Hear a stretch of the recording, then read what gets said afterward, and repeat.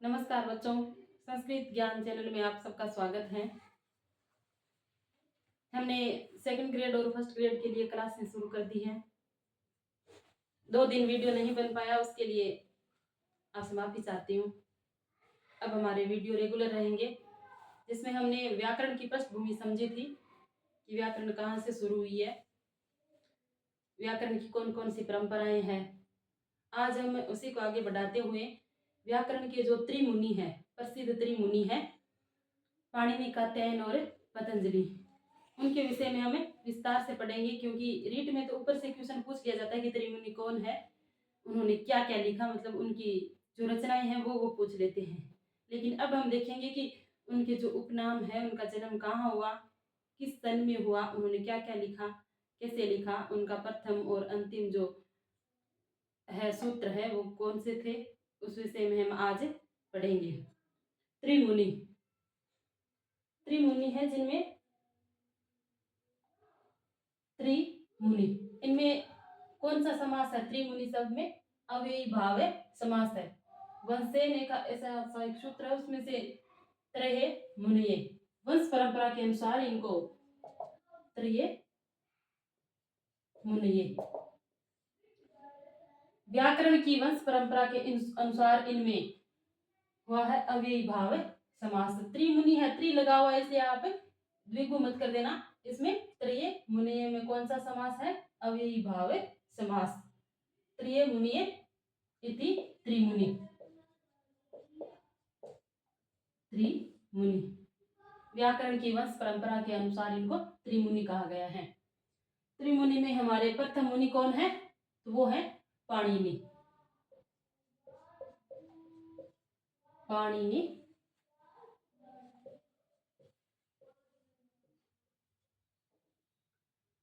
पाणिनि ने एक रचना लिखी है, प्रसिद्ध रचना है, जो माहेश्वर भगवान शिव ने जब डमरू बजाया था उस टाइम जो ध्वनियां निकली थी 14, उन सूत्रों को आधार बनाकर उन सूत्रों से प्रत्याहार का निर्माण किया और फिर संपूर्ण व्याकरण की रचना की। और उन्हीं व्याकरण को हम आगे ले जाते हुए आज तक पढ़ रहे हैं। वो प्रसिद्ध रचना है पाणिनि की अष्टाध्यायी। अष्टाध्यायी, इस अष्टाध्यायी में द्विगु समास है। अष्टाध्यायी नाम समाहार है। अष्टाध्यायी रचना है पाणिनि की, जो सूत्र शैली में लिखी हुई है। अब हम देखेंगे पाणिनि का समय कौन सा है। तो पाणिनि का जन्म कब हुआ था? 500 ईस्वी पूर्व। 500 ईस्वी पूर्व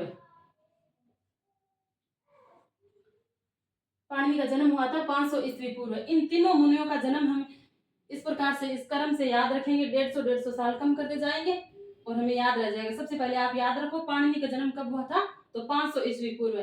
जब हम कात्यायन का याद करेंगे तो इसमें से 150 कम करेंगे तो 350 वर्ष हो जाएंगे, फिर 150 कम करेंगे तो हमारे पतंजलि का हो जाएगा 200 ईस्वी पूर्व। पाणिनि का जन्म हुआ था 500 ईस्वी पूर्व। पाणिनि के पितामह का नाम था, पितामह पणिन थे, और इनके पिता का नाम था पाणिन। पितामह यानी दादाजी का नाम था पणिन और पिता का नाम था पाणिन। और इनकी माता का नाम था, पाणिनि की माता का नाम क्या था? दाक्षी। इनको दाक्षी पुत्र भी कहा जाता है। और पाणिनि इनके पिता का नाम होने के कारण इनको पाणिनि कहा जाता है। और इनके गुरु कौन थे? उपवरस। उपवरस या वर्षाचार्य। वर्षाचार्य।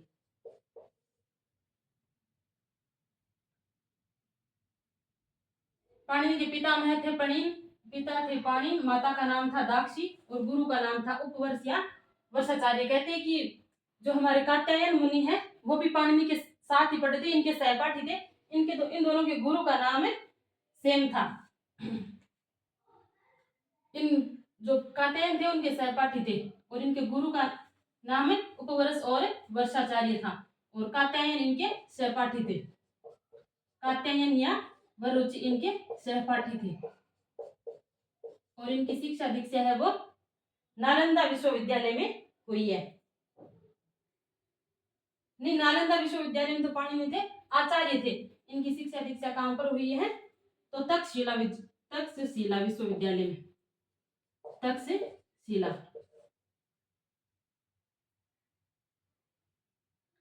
विश्वविद्यालय में हुई है। एक प्रसिद्ध विद्यालय रहा है जो वर्तमान रावलपिंडी पाकिस्तान में पड़ता है।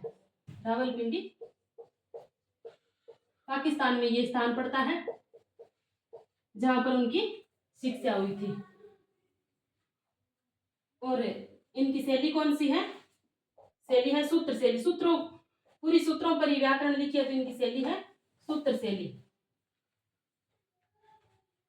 और इनका उपनाम है सूत्रकार।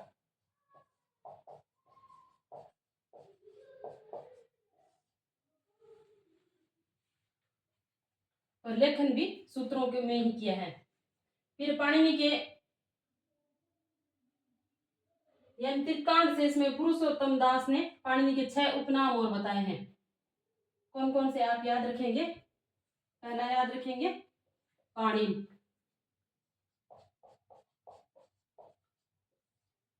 दूसरा नाम है पाणिनि, फिर है दाक्षी पुत्र। इनकी माता का नाम दाक्षी था तो इनको दाक्षी पुत्र कह दिया।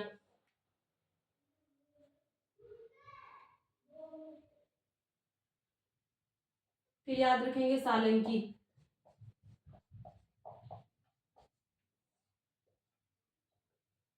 सलातुर्य,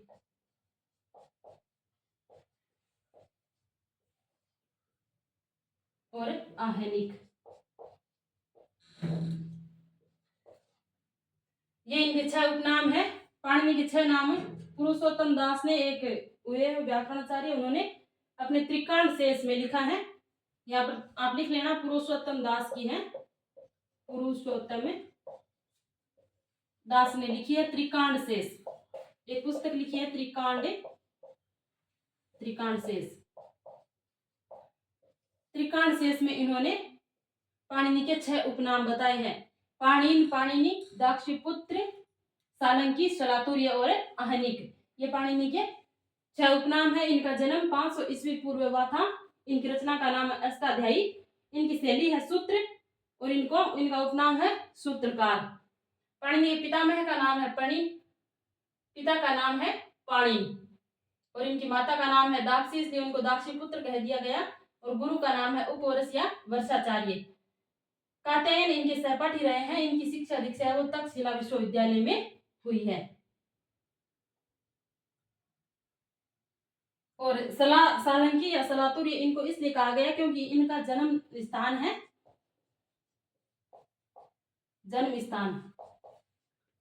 सलातुर।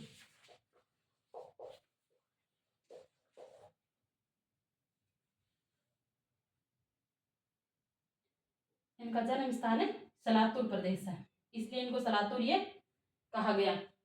और ये कहां पर आचार्य रहे? इन्होंने आचार्य का काम किया था नालंदा विश्वविद्यालय में। नालंदा विश्वविद्यालय में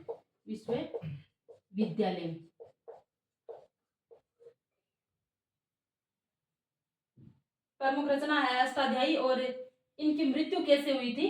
कि सिंह के खा जाने से इनकी मृत्यु है वो त्रयोदशी तिथि को हुई है।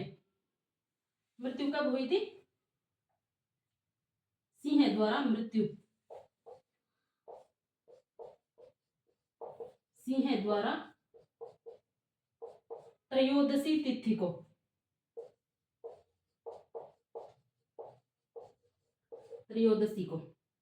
ये कई बार पूछ लिया जाता है कि पाणिनि की मृत्यु किस तिथि को हुई थी? वो हुई थी त्रयोदशी को और सिंह द्वारा हुई थी। ऐसा पंचतंत्र की जो कहानियां हैं उनमें मिलता है ऐसा वर्णन।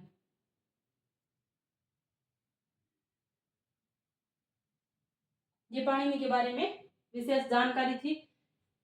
इनको त्रिमुनियों में इनको प्रथम मुनि माना जाता है।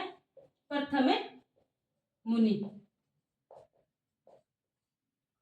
तीनों मुनियों में प्रथम मुनि है और इनकी रचना है अष्टाध्यायी। 500 ईस्वी पूर्व इनका जन्म हुआ और इनकी सूत्र शैली है और इनका उपनाम है सूत्रकार। इनका जन्म स्थान है सलातुर और इनकी मृत्यु हुई थी सिंह द्वारा त्रयोदशी तिथि को। और इनके जो शिक्षा हुई वो हुई थी तक्षशिला विश्वविद्यालय में, रावलपिंडी पाकिस्तान में पड़ता है वे। और इनके ये आचार्य का काम किया था इन्होंने नालंदा विश्वविद्यालय में। इनके गुरु थे उपवरस और इनकी माता थी दाक्षी। पिता थे पणिन और पिता हमें है पणिन थे और पिता थे पाणिन। इन्होंने 2 महाकाव्य भी 2 रचनाएं और की इन्होंने। एक तो पंचपाठ रचना, पंच पाठों की रचना की है, पंच पाठों की, जिनमें है धातु सूत्र और गण सूत्र, उणादि सूत्र,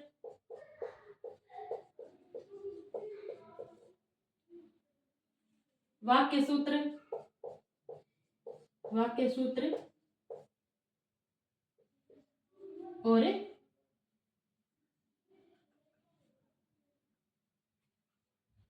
लिंगानुशासन।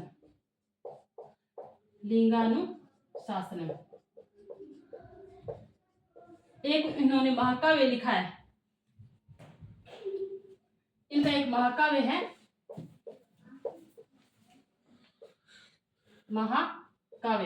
जिनका नाम है जाम्बवती विजय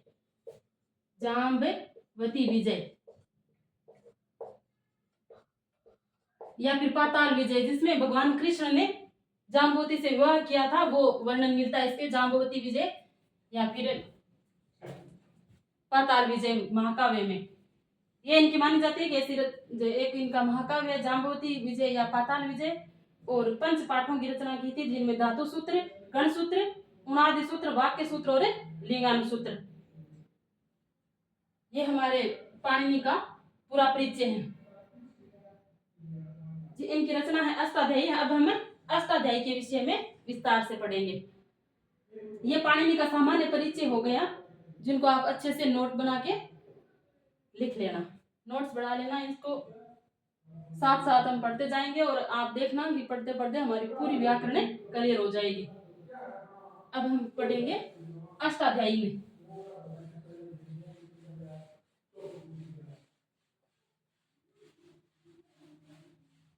ये पाणिनि का सामान्य परिचय था, जिनका उपनाम, रचना, पंचपाठों की रचना करी और इनके 6 उपनाम जो पुरुषोत्तम दास ने त्रिकांड शेष में 6 उपनाम बताए थे, उनके विषय में हमने पढ़ा। अब हम पढ़ेंगे पाणिनि की अष्टाध्यायी के विषय में। अष्टाध्यायी का सामान्य परिचय पढ़ेंगे। अष्टाध्यायी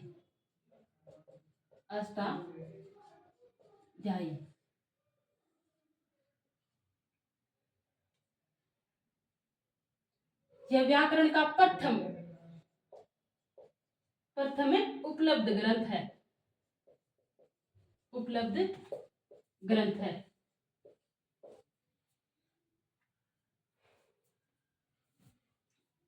इसमें मैंने आपको पहले ही बताया था, अष्टाध्यायी में द्विगु समास है। अष्टानाम,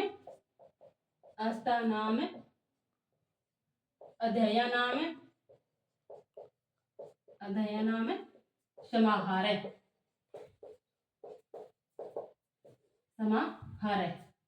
इनमें कौन सा समास है? द्विगु समास।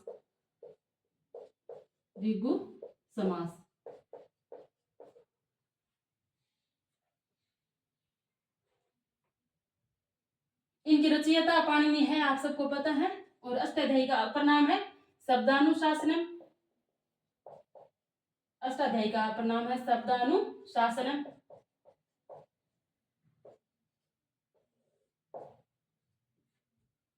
और व्याकरण शास्त्र का सर्वोच्च ग्रंथ है।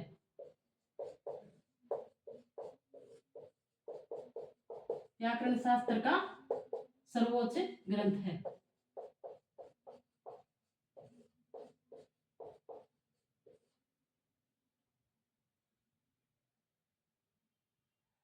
अष्टाध्यायी ये थे अपर नाम अष्टाध्यायी का अपर नाम। फिर है इनका आधार क्या है, अष्टाध्यायी का आधार, कि इनको किस प्रकार से लिखा गया। सबसे पहले इनका आधार क्या है, तो माहेश्वर सूत्र, माहेश्वर सूत्र। 14 माहेश्वर सूत्रों से ही प्रत्याहार का निर्माण करके लगभग 4000 सूत्रों को पाणिनि ने अपनी अष्टाध्यायी में स्थान दिया और इस तरह से पूरी वैज्ञानिक तरीके से व्याकरण लिखी। और प्रत्याहार सूत्र, प्रत्याहार सूत्र, इसमें अष्टाध्यायी को किस प्रकार से विभाजन किया गया है। इसमें 8 अध्याय है, 8 अध्याय है, 8 अध्याय है और 32 पाद हैं। प्रत्येक अध्याय में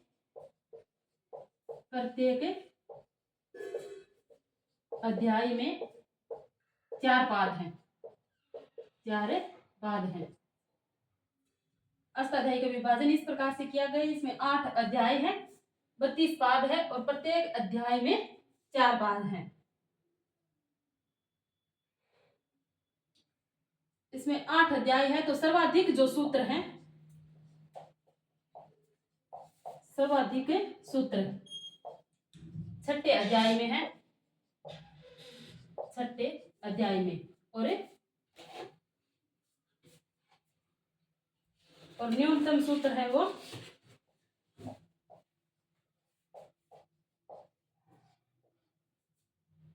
न्यूनतम सूत्र है दूसरे अध्याय में।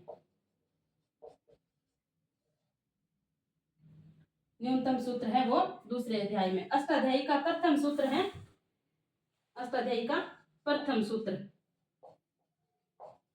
वृद्धिर आदैच, वृद्धि रादैच। इसमें रुत्व विषयक संधि हो के वृद्धि है, आदैच हो गया तो वृद्धि रादैच संधि होकर के ऐसा हो गया। और इसका अंतिम सूत्र है, अंतिम सूत्र है अ है।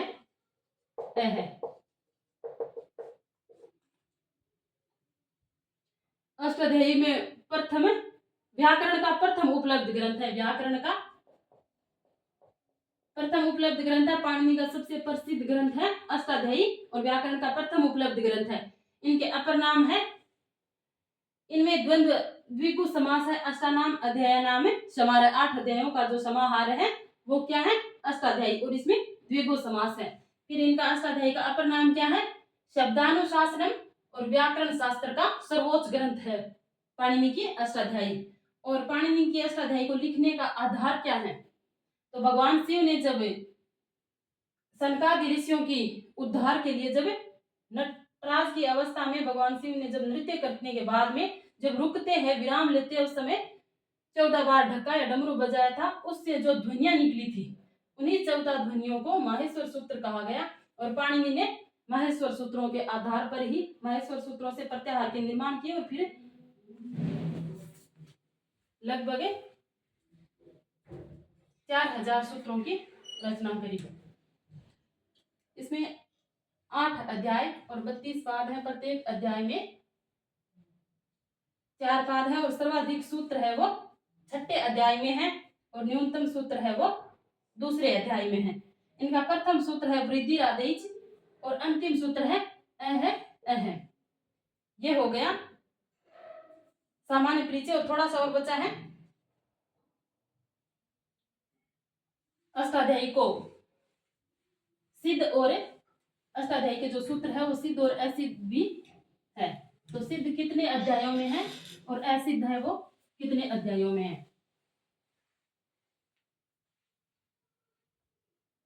अष्टाध्यायी के 32 पादों को कैसे बांटा गया है, अष्टाध्यायी 32 पाद है, इनको 2 भागों में बांटा गया है।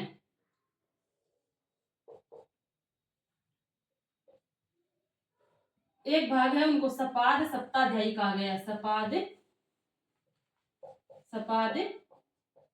सप्ताध्यायी, या फिर इनके सपाद सप्ताध्यायी के सूत्रों को सिद्ध सूत्र कहा गया है, सिद्ध सूत्र। और इनको कहा गया है त्रिपादी,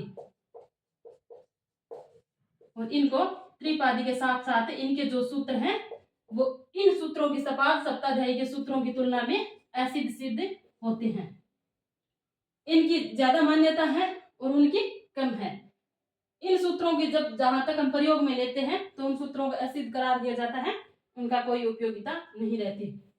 सपाद सप्ताध्यायी में यानी 7.25 अध्याय, सपाद सप्ताध्यायी का मतलब है 7.25 अध्याय। जो 8 अध्याय है पाणिनि के उनमें 7 अध्याय प्लस 8वें अध्याय का प्रथम पाद, 8वें अध्याय का प्रथम पाद यानी 29 पाद इसमें लिए गए हैं।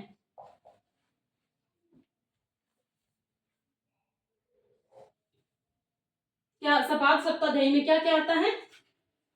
7 अध्याय, पाणिनि ने जो 8 अध्याय लिखे उनमें से 7 अध्याय और 8वां जो अध्याय है उनका प्रत्येक अध्याय में 4 पाद है और 8वें अध्याय का प्रथम पाद यानी 29 पाद है वो सपाद सप्ताध्यायी में आते हैं।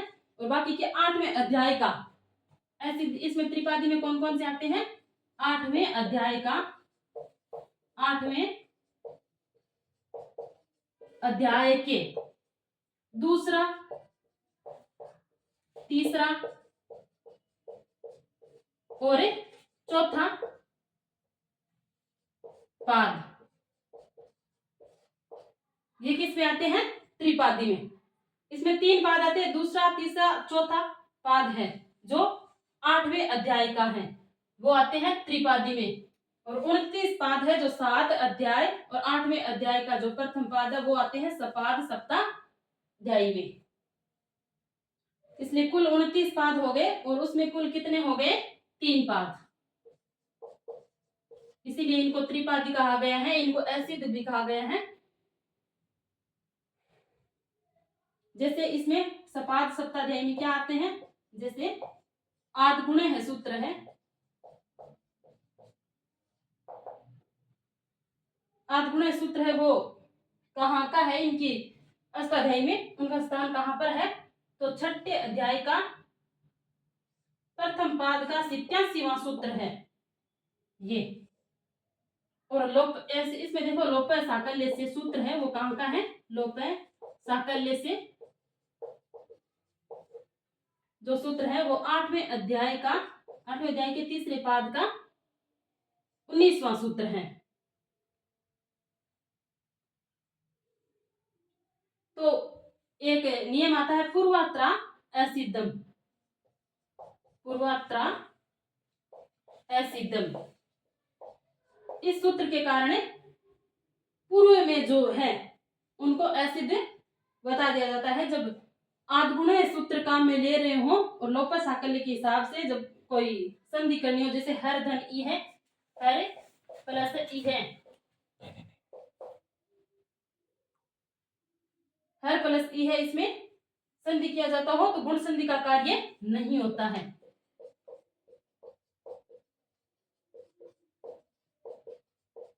कार्य नहीं होता है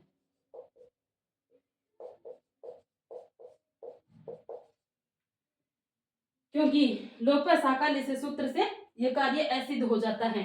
गुण संधि का सूत्र इनमें नहीं लगता है। लोप साकल्य से जो पूर्व में त्रिपादी के सूत्र लगते हैं तो ये कार्य असिद्ध हो जाता है और इस प्रकार हर धन ई है में गुण संधि कार्य नहीं होता है। आप समझना कि सपाद सप्ताध्यायी में क्या है? पाणिनि के अष्टाध्यायी को 2 भागों में बांटा गया है, सपाद सप्ताध्यायी और त्रिपादी में। सपाद सप्ताध्यायी में 7 अध्याय प्लस कौन से आते हैं? 8वें अध्याय का प्रथम पाद यानी 29 पाद आते हैं सपाद सप्ताध्यायी में। और त्रिपादी में आते हैं 3 पाद, जो 8वें अध्याय के 3 पाद बच रहे हैं, दूसरा, तीसरा, चौथा वो आते हैं। और पूर्वोत्तरा असिद्धम सूत्र के कारण हर धन ई है ऐसे जो जिनमें संधि होती है वो लोप साकल्य से सूत्र के कारण असिद्ध हो जाती है, इसमें गुण संधि नहीं होती है। तो उन सूत्रों की तुलना में ये सूत्र है वो सिद्ध होते हैं और वो असिद्ध माने गए हैं। सिद्ध सूत्र कौन से हैं?